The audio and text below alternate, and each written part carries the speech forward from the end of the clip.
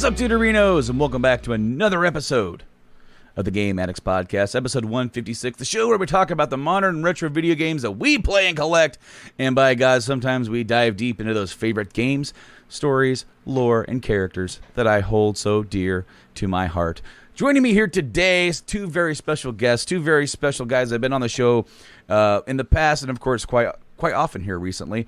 First of all, the guy, the glue that holds me together to do this show, my buddy Tyler. How you doing, bud? I'm doing well. How are you doing, Brando? I'm hanging in there, man. Of course, there hasn't been an episode in a couple weeks. That is on me. It has been a very slow news cycle. I was going to do the thing about The Last of Us, and I'm like, well, the next week is going to be the PS5 thing.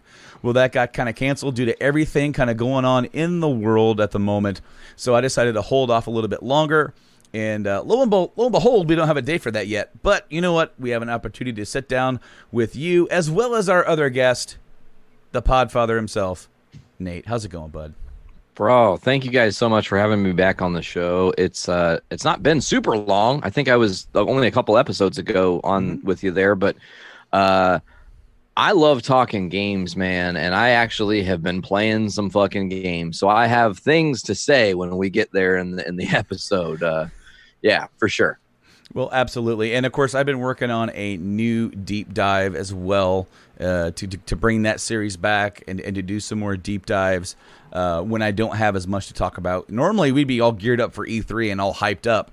But with COVID pretty much ruining all of our lives, and as far as anything fun goes, we are still getting some of these events in digital format.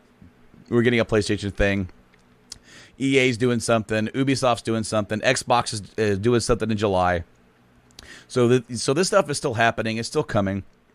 But that just means is that it's a little bit more spread out. So maybe we can get some more episodes under the belt instead of having to cram it all into like one big weekend and then try to put it into like one or two episodes where we are like overwhelmed with stuff, which is kind of cool because how often is it when we have an E3 weekend where so much still cool stuff kind of gets overlooked because there's something bigger that gets announced at Microsoft or PlayStation or Nintendo that, that might have got, revealed over the weekend or something. But it's really cool to have you guys back here on the show and really cool to have you guys both on together because I was on Journey into Comics 299 with you guys this week.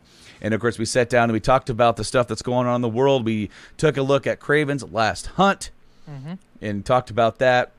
And that was really cool to get back into some comic reading and something that I really enjoyed doing. And as well, that was almost like a preamble, if you will.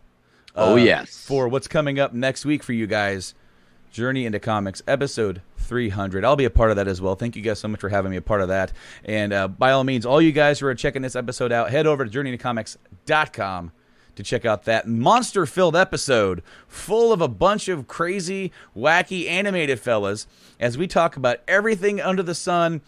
But comics. We didn't talk about comics at all. No, so far. Not yet. There will be comics, though. We've talked about racial injustice, presidential thunderdomes. We talked about beards and lack of beards. On the last episode of 299, we talked about Tyler's ability to ungrow a beard.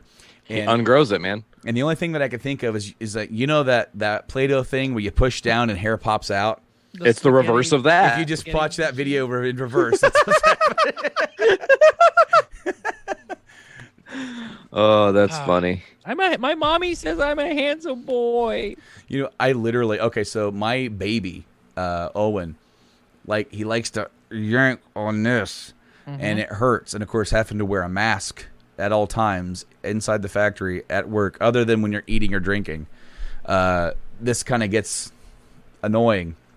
So I've matted to your face. I've contemplated pulling a Tyler, just going clean shaven, and my wife literally said, "You've got a butter face when you shave." I'm like, "Aw, how dare she?" She goes, I mean, not really, but like, I don't like it when you, like, you look so, like, you can see your double chin. Like, stop. Like, jeez. Something is wrong. Like, this is like, we used to have a phrase, like, not to make light of the things like this, but we used to say spousal abuse. You know, spousal abuse, you know, it's like, you know, like, we were just kidding around with it, but spousal abuse. You know, hey, come on now, safe word. Don't attack me like that. I'm going through a hard time. Try to keep the gloves up. How dare she? You know, there was something that we saw. This is completely unrelated, but kind of related to my life right now. We were stuck at a train in Lafayette. Of course, there's only like a few places where you could get stuck by a train in Lafayette. We were sitting there, and you know how you have like the graffiti, the car art on like all the art on the outside of the cars. And there was one that went by that said, "I'm going through change." Not change is. I'm going through change. I'm going through a motherfucker's change. I'm going through change. I got quarters. I got nickels. I got dimes. Right now, Brando's going through some change. So, like, don't attack me. I'm down. God damn it. I'm thinking of shaving and starting a new thing. And she's like, "Don't. How Please. dare you? Don't do it." I'm like, he pulls on it and it hurts. Like, imagine if he pulled on your chin hair. It's not long enough. Anyways, guys, it's so good to have you here on the show. Not a whole lot to talk about. As far as gaming news, there's some rumors. The PlayStation 5 event, the rumor is it's going to be taking place on June 12th. So sometime this week. They pretty much have all week to say, hey, this is the day that we're doing it now. They can announce it literally the day before, and there's still going to be millions of people who watch it. So, right, you know, I imagine probably on Monday or a few days out, they'll say, "Hey, Friday, we're doing it."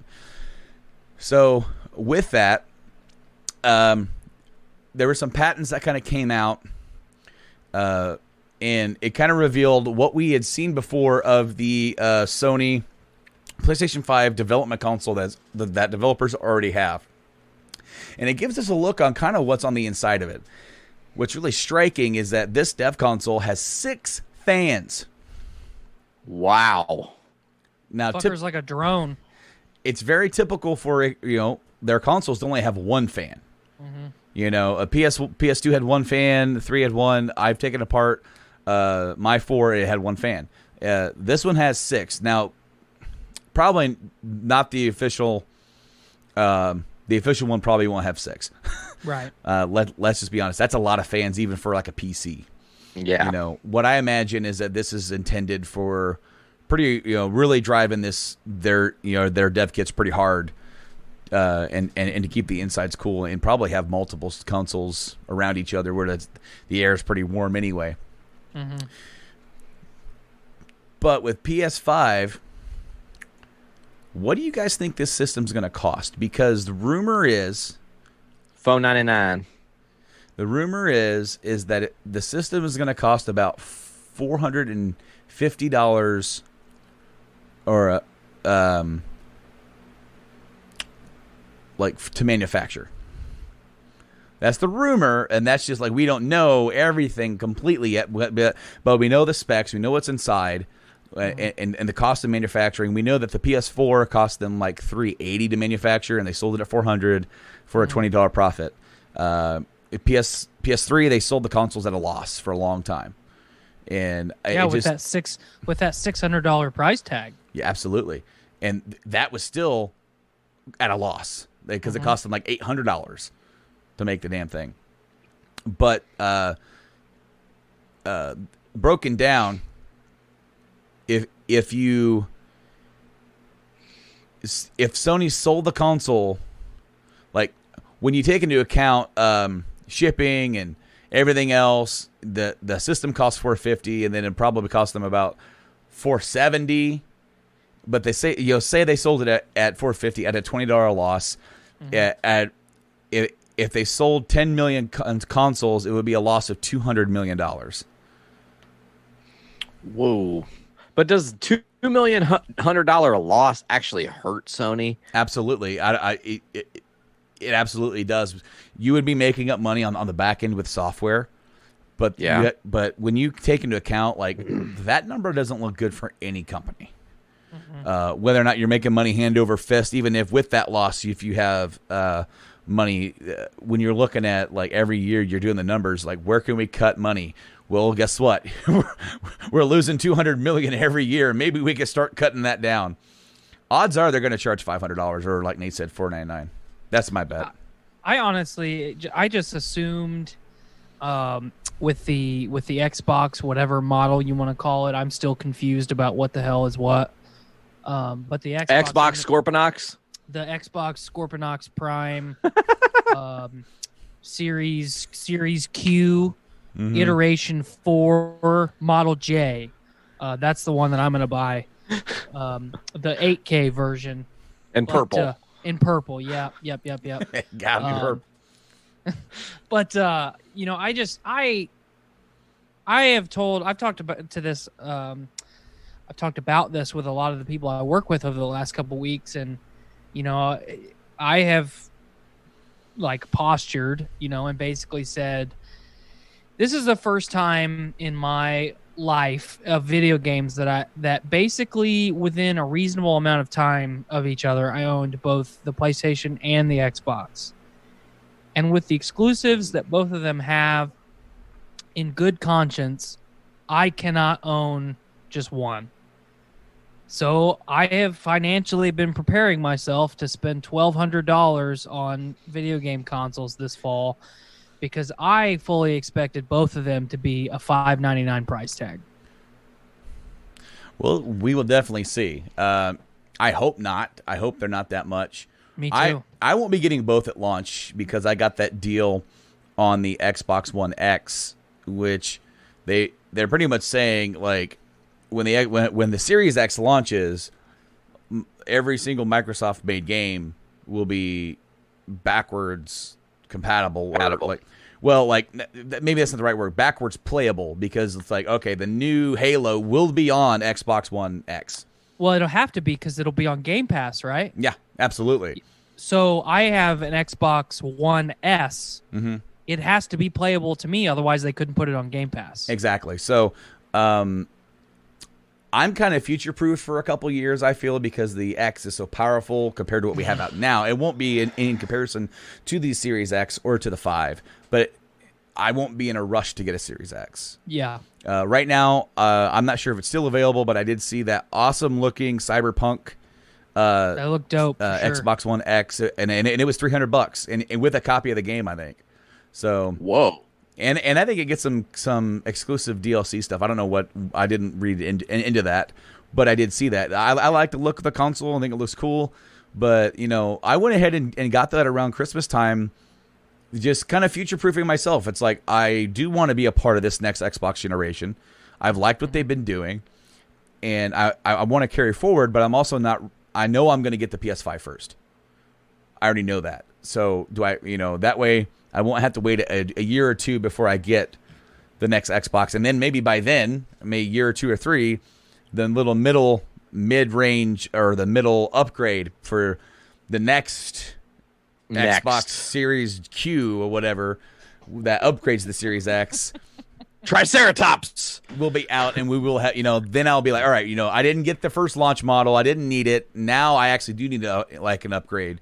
Form of bucket of water. Now, from everything that I actually saw something, this is also PlayStation 5 related, that Linus Tech, he broke down the Xbox Series X, and he also was breaking down the specs of the PS5, and he was kind of criticizing the 5 a little bit, but then he dove into some different numbers, and I have to find this because I don't have it up. Linus PS5 apologizes because he found out something that no one's focusing on. Okay. So everyone's talking about computing power and teraflops. Like they always do. Yeah. Linus of Linus Tech Tips called Tim Sweeney a little while ago and criticized the Epic boss's comments about the PS5 SSD. He has now apologized and deepens the storage technology of the PlayStation 5. Tim Sweeney, a big fan of the PS5 SSD, went so far to call it divine. The next generation SSD is beyond the highest level PC SSDs on the market today with the best storage in its class, Sweeney said. Like many PC gamers, Linus Sebastian was skeptical and commented on him shilling for the PS5. But now, after watching Mark Cerny's presentation, that was the one that put us all to sleep around April, he has apologized. And he has said, the bottom line is Mr. Sweeney probably knows that what we don't know. But even based on what we can see with it for ourselves, if what Sony says is true, it's not shilling for the PS5. I put some of you on the wrong track, and it was a breach of our trust, which I can do better. And finally, once again, I'm particularly sorry for Mr. Sweeney, who may not make fun of my blunder or my apologies, and I would understand that. Now, basically, the SSD that's going to be in the PS5, it's going to be so far above what's available in PCs and what's available on the Xbox Series X. And, of course, this SSD is baked right into the motherboard. So when you look at the base hardware of specs between PS5 and Xbox Series X, which I don't have a graphic or anything like that up for specs or anything like that, but this is something that I did see the other day that with what they're talking about here with the whole transfer speed. And what I'm going to say to you guys is going to be, unless you're really into tech, it's going to be really boring. I'm gonna go full Mark Cerny on you guys. Okie dokie. I'm excited. so I do apologize. I'm gonna try and get through this pretty fast because there's a lot of comparative. A lot of these two consoles are pretty comparable. Sure. And I've heard that. The processor both have a AMD Zen 2 CPU. The PlayStation 5 is at variable frequency of 3.5. Series X is clocked at 3.8 gigahertz. Mm-hmm. Graphics processing, PlayStation 5 is at 10.28 teraflops. 32 CUs clocked at variable frequency of 2.23. Xbox Series X, 12.16 teraflops. 52 CUs clocked at 1.825 gigahertz. Both have 16 gigabytes of GDDR6 RAM. Mm-hmm. The storage on the SSD, Xbox Series X has 1 terabyte. Yep. PlayStation went 825. Expandable storage, PS5 has an NVMe SSD slot, and Microsoft created their own expansion terabyte card thing for that. Both have optical 4K Blu-ray drives. The max output resolution for both is 8K. Mm-hmm.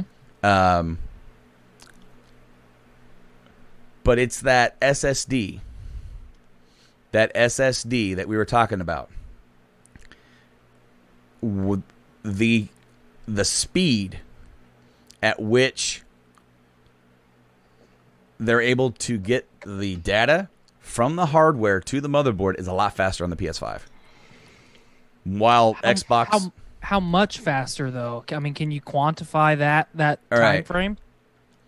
Xbox Series X, 2.4 gigabytes or gigabits, probably, a second raw, and 4.8 gigabits per second compressed.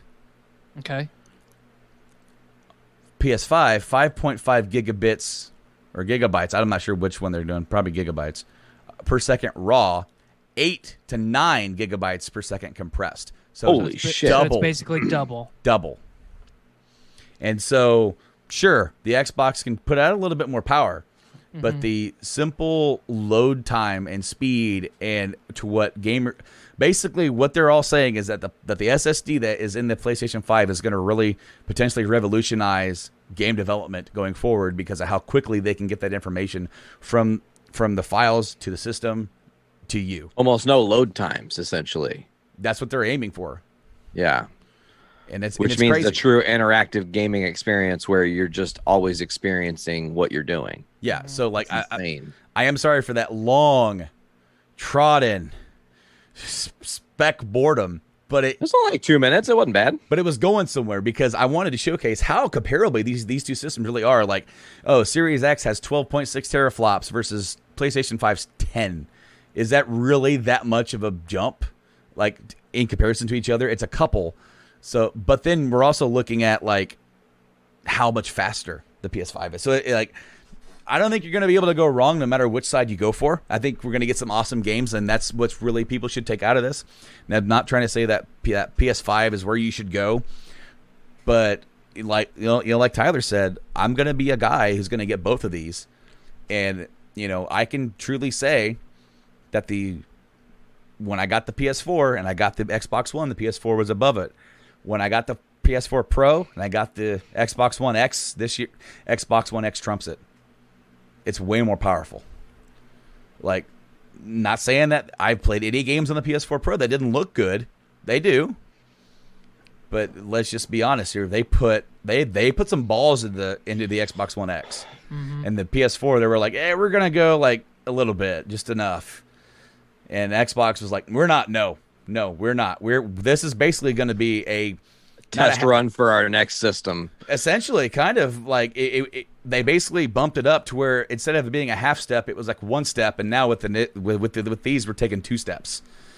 I mean, these consoles are going to be comparable to PC stuff soon. Like in order to have and me and Mike have been arguing about this because he's a huge PC guy. And I'm telling him that for $500, you can get a console that's going to be doing what the PC can do better than a $500 PC. Yep. Like to have a PC that runs what this is describing, what this is putting out at this speed, you're looking at $1,200, $1,300, $1,500 PC minimum that you have to worry about. Antivirus, malware. All kinds of shit. You have to worry about physically maintaining it to where maintenance. Yes, maintenance, cooling it. Microsoft and Sony are taking care of everything for us. If I buy an Xbox or a PlayStation and I put it in my entertainment center and it fucking melts, you can go get a hold of them and say, "Motherfucker, I got that warranty." Yeah, I got that warranty. My fucking you burnt my house down. If I build a PC or buy a pre-built PC. Number one, especially if you buy the pre-built one, I think with laptops you get your value, but like the towers and stuff, you're getting raked over the coals. They are taking advantage of you being lazy. Mm-hmm. So yeah, I mean, you hit the nail on the head. I mean, people can PC master race us to death all that they want, but the fact remains is the convenience that I pay for. I'm now not just paying for the convenience anymore. You're getting the quality too. I'm paying for the same thing that you are, but it's costing me less. Yes, exactly. Yep. Yeah. And the convenience is there. See, I think I'm in an interesting predicament coming into this next generation, and this is something, we haven't really talked about on any show, really. I still have LCD televisions in my house. Every single TV is an LCD. I've never made the jump to 4K. I don't know what that is experience like. I don't know anything. But the prices of TVs now are coming quite down. Mm-hmm. And Black Friday, they put those bitchin' deals out where you can get huge TV, cheap price. I'm hoping that I can scramble together, get a new 4K TV, just at least for the living room. Just so when I get the PS5, boom. I would personally say you'd be better off not buying one during Black Friday because some of the summer sales and some of the first of the year, like January, February sales that they have on TVs are actually better than the ones that they have around Black Friday. Yeah. The TV that I bought for Skylar, I got before Black Friday, and the same TV was cheaper before Black Friday than it was, on that day. Yeah. What you really need to look at as well, Nate, when you're looking to buy a 4K TV, Do not buy into, like, say if you do go out on Black Friday, do not buy into the $200, $300 TVs. Those are TVs that are shit, and they put them that low for a reason, to just push the units. When I bought mine, I did my research. Sure. Because I wanted to, I had a price range, and I wanted to see what my best bet was for that price range. I spent 3 weeks comparing models. It was down. The same thing. It was between two. It was between two. And, I knew I couldn't go full bore, the best thing on the market. I can't do that. Hell no. But what I could do, I knew the brands that I've had a lot of good quality with. Samsung and LG. Yeah. Fuck yeah. Same. So it's like, those are the two I was looking at. And I watched comparison videos on YouTube. I did it for 3 weeks. I'm like, tech people, and granted, these TVs, when these tech videos were done, well, it was about maybe 2 years prior to when I was watching, or about a year, because, they were first released. So I found the one that was perfect for me. I wanted something with good HDR, but not the best. So I got the, I believe it's the QR series, or a Q series of Samsung 4K. It's got HDR. It's got 120 gigahertz of refresh. And did you know that that's an imaginary thing? So, yes. Because you have 60 hertz refresh rate is the max that our eyes can really process. Well, 60 hertz electronically is the max. Yeah. So electricity can only travel 60 hertz a second. So what they're doing with the 120 hertz, first of all, you can't use 120 hertz refresh rate for gaming yet. Just not possible. Everything that we have on the current systems is all 60. So when I'm playing games, I always turn that off. Because with movies and TV, I turn it back on because they're adding in more frames. Right. To make the motion look smoother and look more real or whatever. And I like the way it looks. So yes, no, you're right. But I had to find the right one that I wanted. I had to find the price. So I think mine was like $700. So it was normally like $1,100 or $1,200. So Black Friday, it was down. And I went, I think, I mean, they run the Black Friday deals from the week before, 2 weeks before, all the way to Christmas, right. So we went it was after Black Friday, after that weekend, we went into town, we looked at it, they had some there. I picked it up, and what I did is I had a Best Buy card, so I pulled a Blaine and put it on my Best Buy card. Had to say it. Oh, shit. The difference is I paid half of that off when I got my Christmas bonus. I paid the other half of it off when I got my taxes, and that card is paid off, and we haven't used it since. Nice. And it's there if I ever want to buy a game or buy something that I can just keep my credit thing rolling with. Right. But that's from now on, when I'm going to accrue credit, I'm never going to do that unless I have an exact plan of when I'm going to pay that off. Right. I'm not putting myself in that position anymore to put myself into debt for fun. No, it's not fun. No, debt isn't fun. It isn't fun. It just makes your monthly expenses higher and your quality of living smaller. Lower. Lower. Even though you have cool stuff, you're still stressed out because then all of a sudden it's like, well, now I'm struggling to make ends meet because I got all these bills. No, screw that. I'm not doing that. So as far as the TV thing goes, where I think we're all in a unique position is we are in the transition of 4K to 8K. Mm-hmm. 4K is about to get cheaper. 4K is about to get a lot cheaper. Visually, I've done a lot of research on 8K because when I saw the manufacturer TCL was starting to manufacture affordable 8K TVs, I had to jump on it, because I would like a bigger TV in my throne room. I've got a 55. I would like a 70. Bam. 65 to 70. I would like a 70-inch TV. And if I'm going to buy a new one, I might as well get an 8K TV. So I did a lot of research into, just like Brandon did, breaking down every... Ruby says hello. Hi, Ruby. Hi, Ruby. Breaking down all the manufacturers. I'm a fan of Vizio for what they are as kind of a middle of the road TV brand. The thing that's important to remember is when I first got a 1080p TV, Panasonic made the best TVs on the market. Technologically, they were leaps and bounds ahead of everybody. No one compared. And then Samsung and LG really wanted to corner that market. So they did. They knocked out Panasonic. They knocked out Sony, because Sony's still pushing that Bravia brand really, really hard. They're good TVs. LG and Samsung are making great TVs. Mm-hmm. And now you've got TCL, who, much like Samsung and LG, they want a big chunk of that market.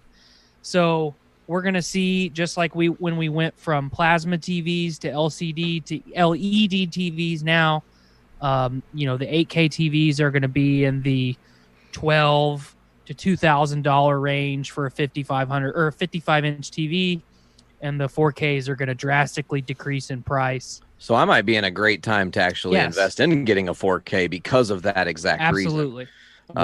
When is that supposed to transition? This winter? No, probably going in next year. Okay. Here's the problem with the 4K and 8K TVs. If you watch anything on broadcast TV, they don't broadcast in 4K. Nope. Mm-hmm. There's very few businesses, I'll call it, that film in 4K because it's so expensive. So we're buying an 8K TV. The only thing we're going to be able to watch in 8K is computer-generated things, like video games, like movies that have spent a lot of money. Like on James their Cameron. graphics. Yeah. James Cameron filming Avatar, that's going to be an 8K thing. Go ahead, Brandon. Okay, so I've got two things now because we've been rolling with it. Nate, one thing to remember, just like Tyler said, when you're looking at a 4K TV, 4K is only good up to a certain size. Mm-hmm. I mean, you're looking at max I would get is a 55 or 55. 60. That's perfect, because when you start going 60 and above, you're stretching that 4K image and it doesn't look as sharp. It's just like what happened when you had the 1080p TV at 42 inches versus a 1080p TV at 55 inches. Exactly. Absolutely. So the other thing with what Tyler was saying, so when James Cameron filmed the first Avatar, that movie was filmed using essentially 2K cameras. Mm-hmm. So theaters across the country updated their projectors to project movies into basically what is considered 2K. Mm-hmm. Even till today, because they like for those projectors to have a 10-year lifespan, because that's their investment. Those are not cheap. Right. So when you have 8 screens or 9 screens or 10 screens, you're buying 10 projectors. They have you want to get your monies out of them. So what Tyler said is right. We're going to be moving forward as far as cinema. And one reason why, if I go buy a 4K Blu-ray, say I go and buy Avengers. Mm-hmm. Sure. Odds are Avengers wasn't filmed in 4K. It was filmed in 2K and up-res to 4K. Right. So the exact 4K quality is not there. It still looks pretty damn good. Don't get me wrong. I've watched Endgame and it looks phenomenal. Oh, yeah. Yeah. But Netflix has started shooting all their stuff in 4K, and you can tell the difference. Mm-hmm. If you have a 4K TV, if you have HDR, because just recently we logged into Netflix. You have to pay extra for 4K on Netflix. We weren't doing that, but it was like $2 extra. I'm like, let's try it out. Let's see if there's a big quality difference for the shows that offer it, and if we don't like it, we can always pare it back down. So first thing, I'm looking for one of them. I'm like, oh, I wonder if they got The Matrix in 4K. Oh, they don't. Wonder if they got Back to the Future 4K. Oh, they don't. No, it's a lot of their original stuff. Stranger Things is in 4K. Holy shit. Yeah. It looked good. It looked fantastic because it's shot in native 4K and it's broadcasting to you in 4K. There is a difference. And so we are on that cusp of the new trendsetter, probably James Cameron again, filming these new Avatar movies, are using camera, because 4K cameras are now becoming a thing and becoming a little bit more cheaper, affordable. Yep. So now a lot of other studios are jumping on board with it, and because they've just been filming in 2K because that's all you can project in a theater. That's all that matters, because that controls what you're putting out. There's very few movies that would shoot in 4K and de-res it to 2K because that's just more work. You're gonna 4K Blu-rays weren't really a thing until 2-3 years ago anyway. Until when they first started really coming out. And so that's when so when you go and you buy the original Terminator film, that film wasn't shot in 2K. or 4K. That movie wasn't even shot in 1080p, you know? So there's a lot of remastering that's done to that movie and to up-res it. And you know what? I remember the first time I saw that movie in Blu-ray, I went, this movie looks too real. I don't like it anymore. like that original movie is supposed to be gritty and dark. I remember the film grain. It looked kind of shitty. That's what I remembered. And to see Kyle Reese walking down the street and it looks like, wow, that looks like a modern movie almost. They did a good job. I don't like it. Well, I'm sorry, Nate. Go ahead. Oh, I was just going to quickly say James Cameron is not the trendsetter for 8K. James Gunn did it first. Guardians 2 is the first film ever shot with 8K cameras. With 4K cameras? No, with 8K cameras in 2016, bro. 100%. I remember that having been a thing. Yeah. Guardians of the Galaxy was the first film shot in 8K. Marvel Studios confirmed it that they are shooting in 8K, as James Cameron stated. These are from back in 2016, 2017. They used Red's 8K camera specifically. So, and there's actually been articles written about like the cinematography aspects of what 8K can do because of Guardians and how it was shot.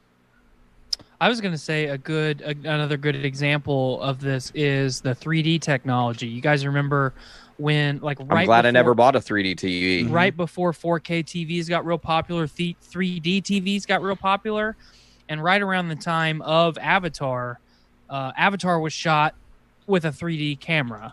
It was shot in 3D. You look at the movie, I can't remember which one's the first one, Wrath of the Titans or Clash of the Titans. Those were not shot in 3D. They were shot in whatever dimension and then made into 3D, and the quality is leaps and bounds different. It's another way to look at the 4K versus 2K. Yeah, absolutely. Yeah. But we're gonna see, with these games coming out that are gonna be next gen. I mean, the two games that we've been seeing so far with Ghost of Tsushima and Last of Us Part 2. Those games, by all means, look next gen as far as how good they look. As far as especially Ghost of Tsushima. Yes. Nate, if you haven't seen anything on that game, have not. I need to go, because they did an 18-minute 4K play run. Of course, I know you don't have 4K. I do on this laptop I'm talking to you with. Then go ahead and sign off and watch it. Yeah. I mean, let me just fuck right off. Yeah, go ahead and get out of here. Just get. Me and Tyler talked about that on the last episode and how good that game just looks. And Last of Us, they came out with that gameplay part, and I was just enthralled. It looked fantastic. But the one thing about Last of Us that I'm really excited to see is the combat. And how much that's more integrated. It's more fluid. They have the dodge button, and you're in it, man. And the fluidity of running through gaps in the wall, trying to get away, and then just trying to distract or kill the damn dogs coming after you.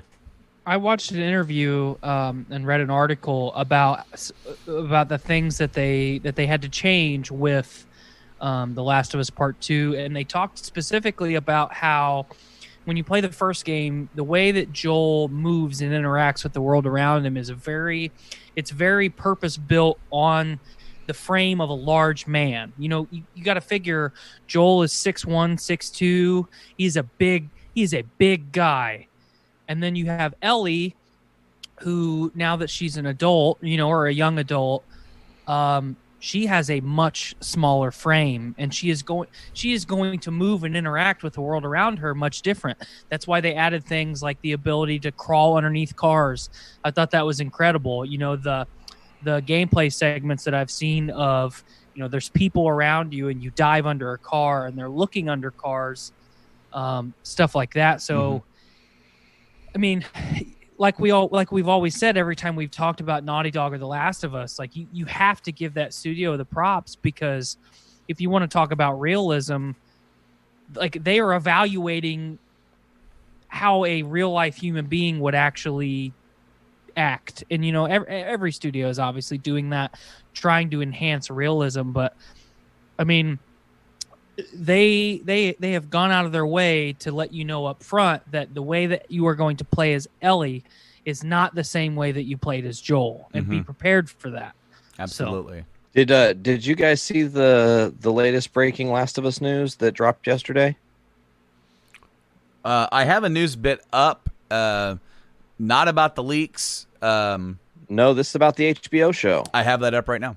They found their first director, Brando. Director Johan Renck. He was the director from the Chernobyl series. Of course, amazing series. The series is being the Last of Us series is being created and spearheaded by Craig Mazin or Mazin. He was the creator of the Chernobyl series, and that the director will be directing at least the pilot of the series, and that they have been in constant talks, once a week talks with Craig as well as Neil Druckmann, who created the game and wrote the two entries we have, and they're talking about different approaches and how to deal with the story and how to deal with the fact that a video game character is way further than a character from a book, so it's different because as a video game character we are experiencing their story, their growth, and for a series it's a little bit different, and that's why it's going to be a lot different. Not one-to-one to comparison, Nate, but when you see the book of of The Walking Dead compared to what they did with the series, and while their story changes, they chose different ways to tell the story of the world than what they did in the book, simply because you have a bigger and different medium that you can expand more. You're not as limited. For the games, I'm sorry, I'll let you speak in just a second here, but for the games, you're right along with Joel, you're right along with Ellie, you're seeing the story from their point of view. With a show, you're able for them to be on Joel and Ellie the whole time, and that's it.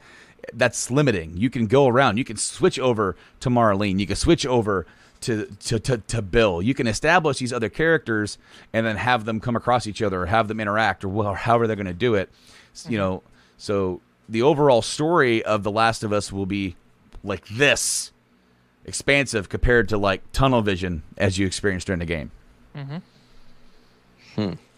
Well, I'm looking forward to the series. I need to beat The Last of Us and then get stoked for 2.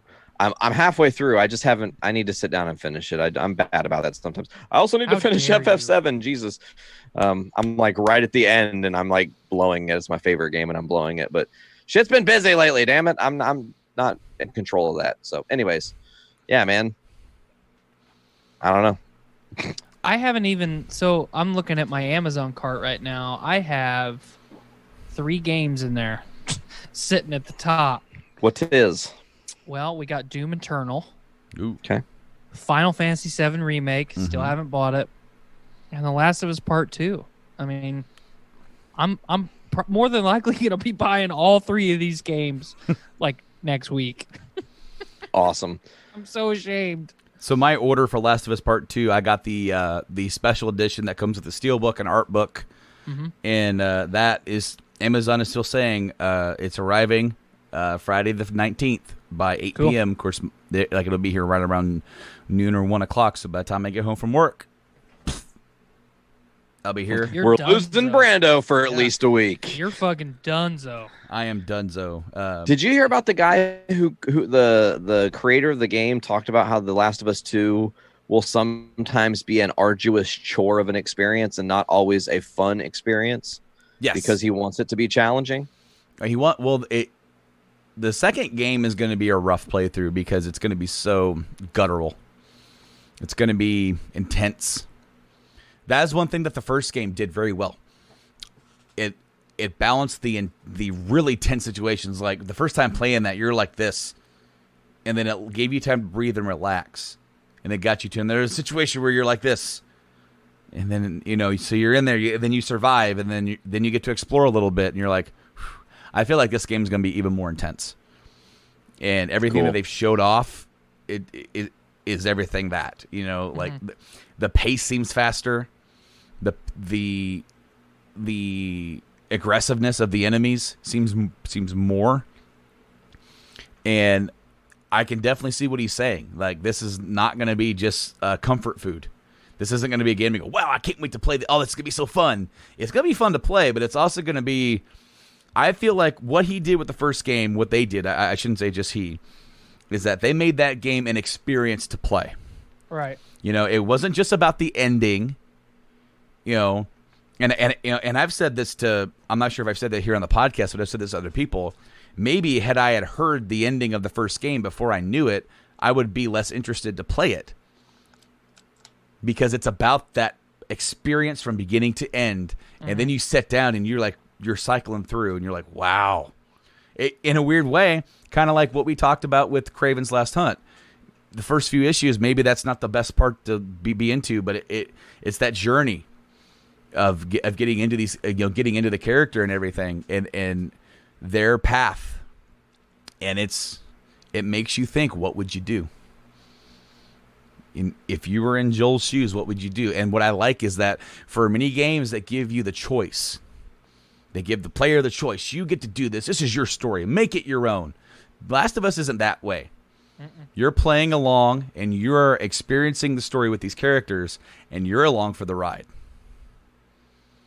And that's what's Naughty Dog is second to none, damn near, in creating really awesome, cinematic experiences for games.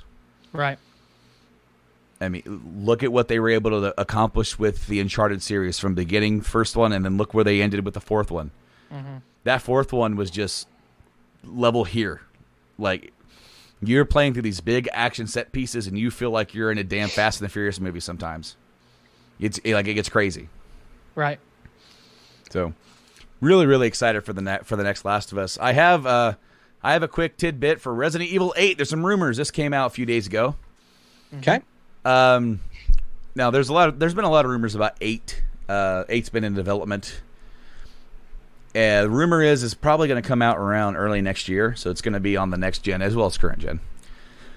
According to Resident Evil site Biohazard Cast and its sources, parts of the upcoming horror game are played as a mountain resident named Emily, so you're a female in her late 20s, who is aiding the game's other main character, Ethan Winters. He was the main character and main protagonist of Resident Evil 7.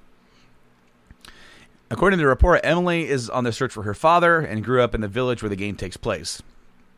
Why is Ethan there? Well, apparently it begins with him, Mia, and their child. Interesting. Okay. Which is deformed as a result of infections. Of course, Mia was also infected in the prior game. In other words, it's not a normal child. As a result, the trio live pretty lonely in a remote place. And this gets into some spoiler territory. So XXX warning if you don't want to hear this. This is your chance to cut out in 3, 2, 1. Cut. Get out of here. They try to hide remote, an attempt to hide their child, and they do this for a while until it's interrupted by Chris Redfield, who breaks into the house and executes the mutant's child. Whoa. And shoots Mia, although apparently she lives. Ethan is presumably knocked out. When he wakes up, the child is dead, but Mia is alive after Chris bandages her up. However, some shadowy figures in the room, and not long after this, Ethan is abducted and taken to the village, where apparently there have been numerous disappearances lately. Further, it's unclear why Redfield did what he did. In addition to the village, players will also explore surrounding caves, forests, and even castles, giving the game a much larger focus on outdoor locations. There's also some occultism in the game, which apparently plays a big role and surrounds a cult that worships the abominations created by the new virus. Meanwhile, the antagonist of the game is a mysterious count living in one of the aforementioned castles named Alan. He is said to be the leader of a high-ranking member of the Connections, complimenting him as a secondary villain to Natalia/Alex Wesker. Sounds like Blue Umbrella, which was unveiled at the end of 7, is not only involved, but we'll learn more that they aren't as clean-cut as they portray themselves. The report claims that the main enemies are zombies and pale human-like enemies that resemble the Ganados from Resident Evil 4. Meanwhile, wolves that resemble lickers are also in the mix, as well as medieval-esque zombies. I swear if they have like zombies in full-blown armor, swinging axes, that'd be hilarious. And then you're trying to shoot and you can't, it just metal. Pings off of them, yeah. And there's also reports of a werewolf-like enemies and a witch. Interesting. Yeah, and I'm in. Lastly, it reports that the flashlight will play a major role in the game due to the fact that it's usually very dark, and you can run out of batteries, but they will recharge when they're not being used. So that's kind of reminds me of. Did you ever guys ever Alan play Wake? Outlast or Alan Wake? Yeah. Oh. I didn't play Outlast, but I did play Alan Wake. Outlast, you had this night vision camera, and if you used it too much, you would run out of battery. And I think you had to find more or whatever. But, yeah, interesting. Resident Evil 8. I love some of the Resident Evil games, and there's other ones I don't love. The story definitely goes, it's better than the movies. Better than the movies. The movies went absolutely crazy and stupid. But we'll see. We'll definitely see. I liked 7 way more than I thought I was going to like 7. Me too. I don't think I played 7 yet. 7 is in first person. Ooh. And you're in a house with these crazy motherfuckers, and they basically kind of, like, at times can, like, hunt you throughout the house and follow you around and shit. And you got to try and, like, hide from them and shit. I'm in. I'm interested. Fuck yeah. I was not expecting to like it. I'll be honest with you. Because I played 5. I mean, 4, 5. I started getting out of the series a little bit. I didn't like 6. 6 was fucking awful. Let's just get that off the table. It was. I didn't play bad. 6. 5 was the last one I think I played. Well, and see, with 5, you had that gameplay from 4, but it removed, like, pretty much the horror element, and it made it like Gears of War, but Resident Evil, and which is fun to play with a friend, but as a mainline Resident Evil game, I don't think it wasn't Resident Evil. Well, I mean, they were moving it to more action-based because they wanted to sell more copies. When in reality, when they, they're like, wow, Resident Evil 2 sold really well because they liked it. It was more like the old ones. I'll be damned. Who'd have thunk? I'll be damned. And no, so, Resident Evil 2 remake, fantastic. Resident Evil 3 remake, short but fantastic. And so, like, yeah, that's in my list too. Definitely kind of wait till it goes down a little bit because you might as well right now. You waited long enough. So they did remakes for both those games? 2 and 3, yes, and they're on PS4 and they're fucking phenomenal. Yeah, they are phenomenal. First of all, let me ask you this: how did you not know? Because I haven't been keeping up with games nearly as much, man. I mean, especially right now, I've been, Ollie's been playing a lot of games. It's funny, we brought up Naughty Dog. He's been playing through Uncharted. He beat 1, he beat 2, he beat 3. He's almost done with 4. Resident Evil 2 remaster came out last year.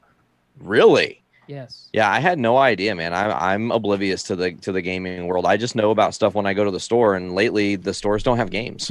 At least the stores I go to. So Resident Evil 2. Oh, bitchin'. Remake. Now, I know a lot of you listeners already know all about this game, but Nate does not, so we're going to educate him. So the game... Cliff notes. It's cool.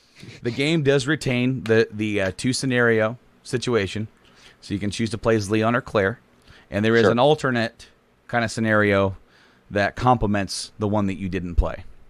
Oh, cool. So you can play as, like, Scenario 1 as Leon and Scenario 2 as Claire, and then flip it, play as Scenario 1 as Claire and Scenario B as Leon.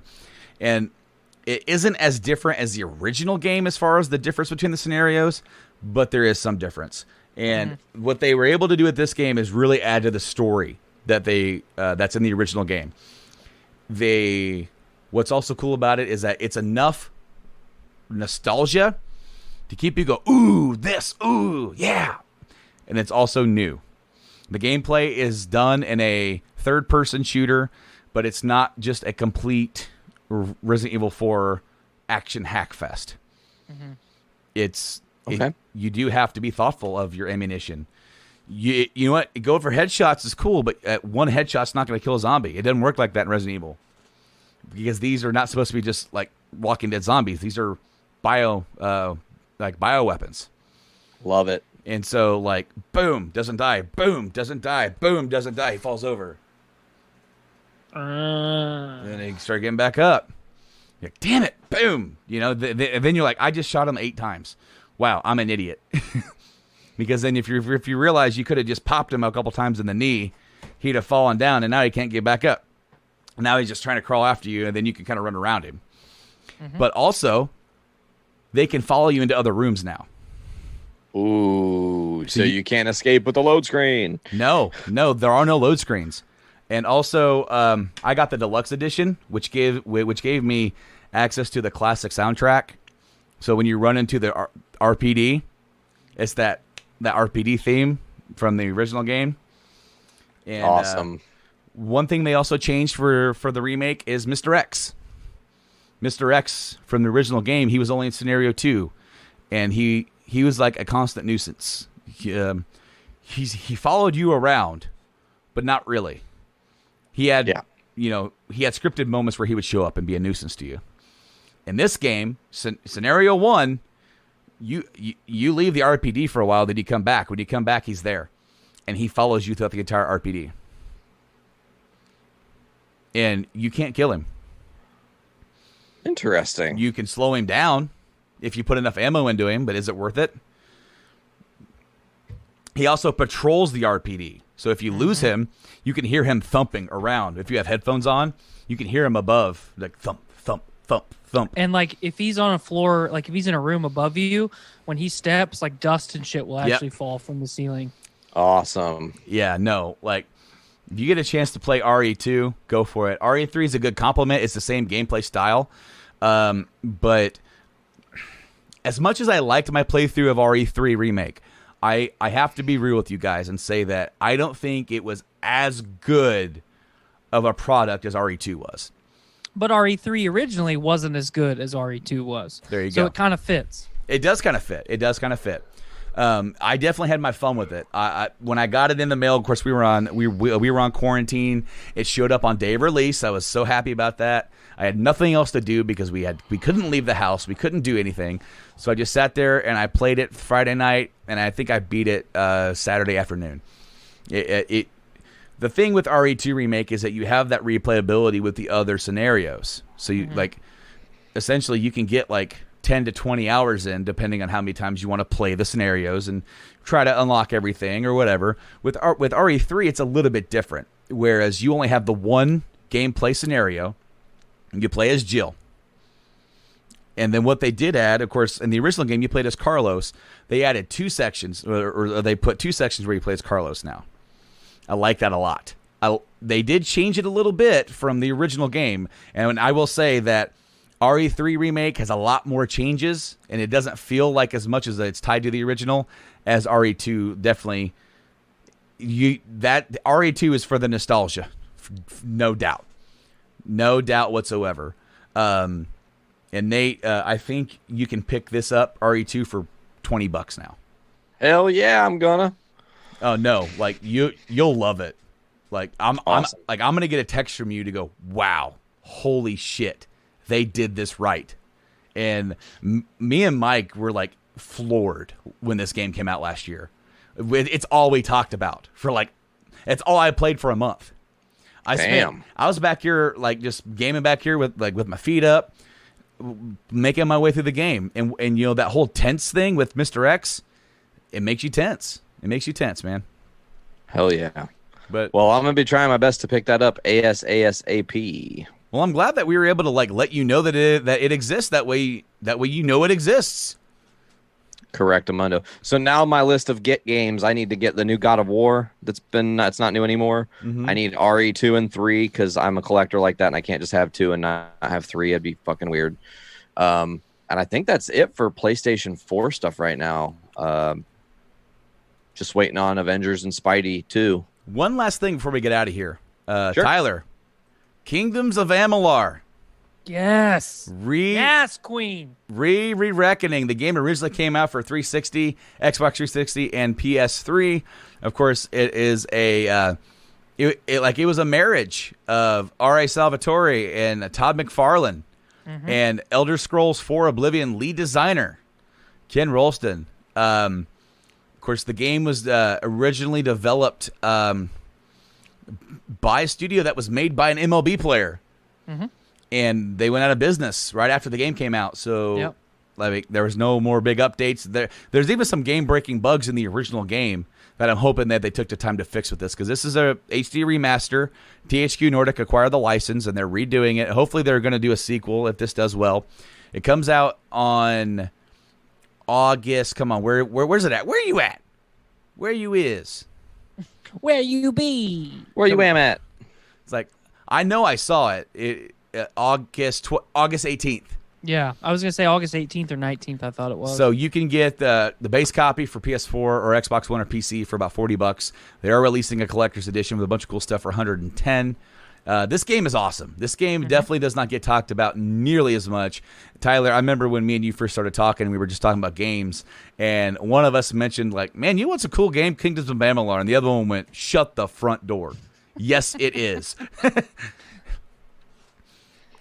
Absolutely, because especially like at the time, you know, if you're a fan of Western RPGs, like everybody has played Oblivion, everybody's played Skyrim, you know, and the original, what year did the original one come out? February 7th of 2012.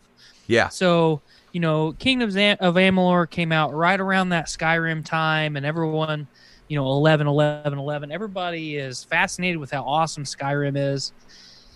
And then I started to hear a lot of news, and like IGN was talking about this game a lot and how it's like Skyrim, but it feels a lot like God of War with the combat, and the RPG system's unique but still familiar. And I played it, and I played the hell out of it. I never beat it, I think, because I rented it and I had to get it back. But it's fucking fantastic. Like it's got a good story, the gameplay's good, and now we're gonna get it, you know, basically a full remaster of it, which is great. I remember they did like a Mass Effect tie-in too, where if you played the Mass Effect 3 demo and then you played this, you unlocked something for this game, but then it was the N7 armor in, was it the Omni Blade or was it the N7 armor? I can't remember what it was. I know there was a tie-in, and then there was another tie-in somewhere with like Mass Effect 3 Online in this game. Was it armor, or it like they did like a little crossover thing where, like, you know, if you played both of them, then you kind of unlocked the DLC armor, and then eventually it was offered for free or whatever. But I just sent you guys the Xbox. Oh, I saw it. Limited edition Cyberpunk 2077 console. Sexy. Holy shit. And I'm really digging the look of it. It is bad. This is my favorite console design since the Star Wars Xbox 360. It is available still right now. It's not sold out. Oh, no. It is buy used.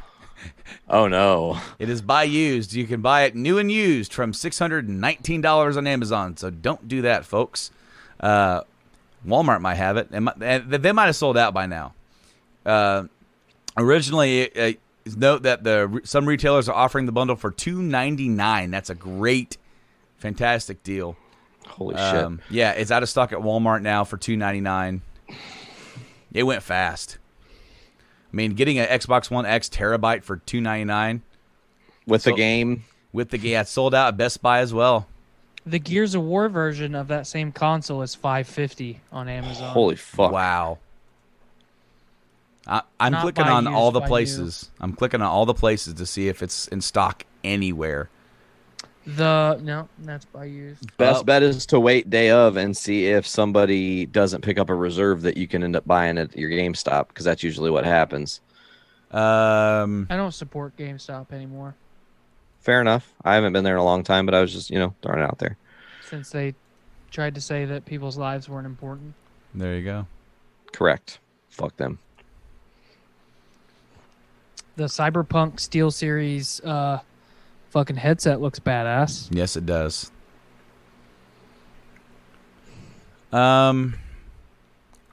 So through Microsoft, you can build your bundle by choosing the Xbox One X bundle, and then you click that. So choose your console required. So you got to have that.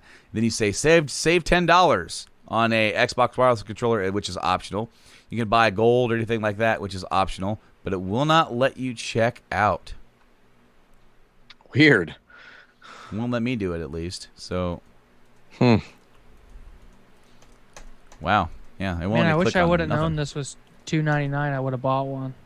I mean, it's freaking worth it because, like, kind of like what I said, like if you buy the X now, and you want to buy both the Series X, and granted, we both want to be top notch. We both want to experience the new technology. I'm like that. I bought the PS4 at launch. It was my first one I ever bought at launch. Me too. And it was phenomenal to be able to play that for the first time. I mean, granted, I was playing Assassin's Creed 4, which wasn't a built for PS4 game directly, but it still looked way better than what some of my friends were playing on PS3 and Wii U. Right. And you could tell. I remember going over to a friend's house and seeing the water, going, "Wow, yeah, I could definitely tell." I could definitely tell that where they made the enhancements. But I kind of feel like if you buy an X, you'll probably be good for a couple years, even with these awesome games. Maybe Halo will look just that much better on the Series X. Maybe you're better waiting off if you want to spend the money, but I don't really want to spend $1,200 come November. And knowing me, I know where I'm going first. I'm going to go PlayStation first, and then I'll hit that Xbox One down the line. And that way I can experience both because that's where I'm at too, man. The exclusives are great for both consoles. You know, it's a great time to be a gamer. Yeah. See, the shitty thing for me is with the games that I play with my friends, you know, I have to get what everybody else gets. I tried to get my entire friend base on the last go-round to go PlayStation with me because of what Microsoft did at that E3 way back when. I didn't want to buy a media hub. I wanted to buy a video game console. And since then, I have, I occasionally play video games with Blaine, but he's the only one on PlayStation.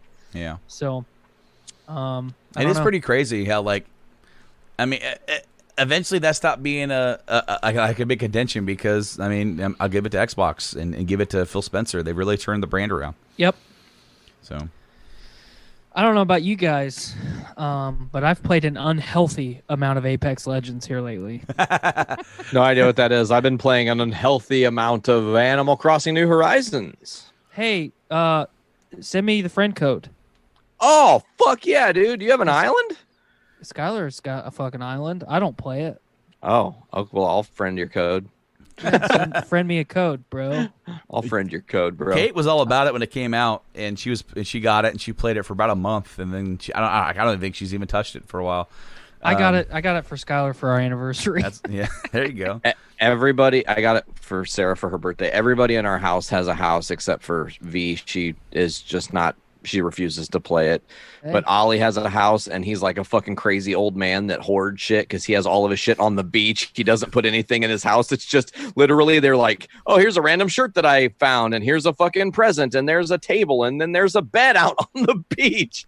Fuck yeah, I want a bed on the crazy beach. Old man just like throwing his trash all aside, and I'm over here like, I have to make my house perfect. And then I saw somebody fucking...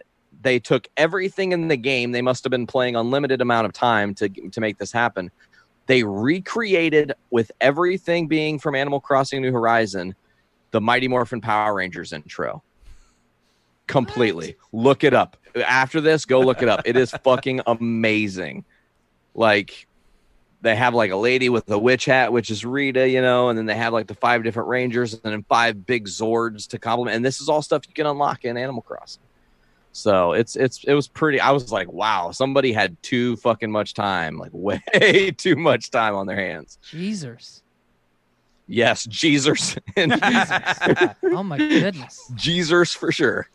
I haven't really been playing much of anything. I platinumed FF7 Remake and got that done, and I've kind of been just floating around, playing a little bit of GTA. I played a little bit of Street Fighter, floating around with some games because I know Last of Us is coming out.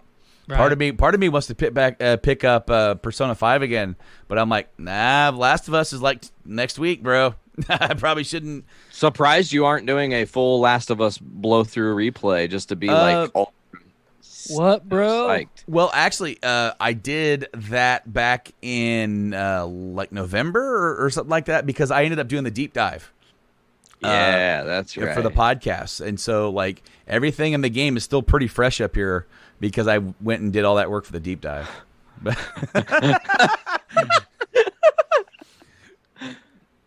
I will let you guys know Sounds good. The next deep dive that I'm doing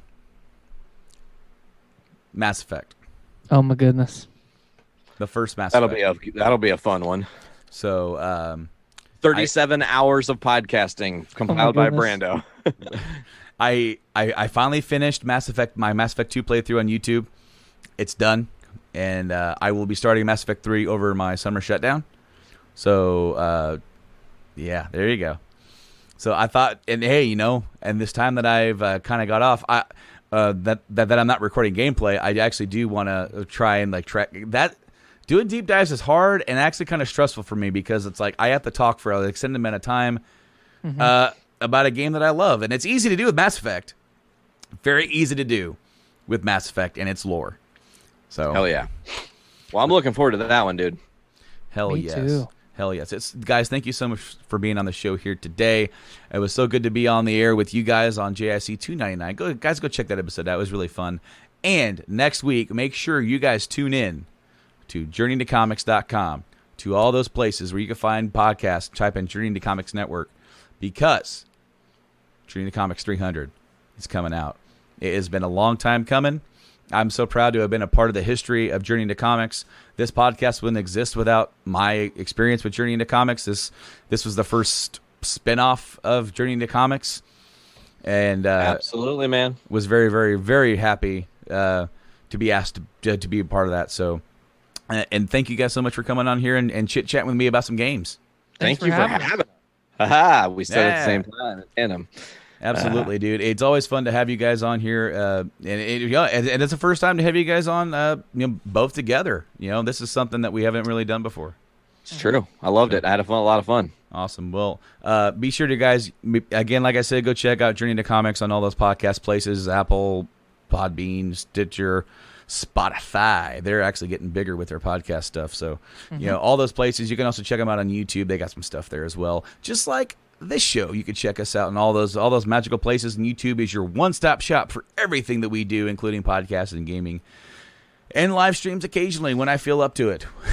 When I feel like actually going through the problems and the hassle of putting the live stream out there, which maybe I will do here soon. Until then, guys, make sure that you guys stay healthy. Stay smart. And I don't know what to say. Yeah. I loved that. There's like another thing that I had in my mind. I'm like, I don't know what to say. I'm not sure how to say it. Yeah. It's been a great time. It's been a great time, you guys. Thank you, brother. Thank you Thanks so much for for having having us. us again. Absolutely. Until next time, guys. I've been Brando. He's been I've Tyler. been TY. He's been Nate. I'm Nate. And we'll see you guys next time, guys. Game on.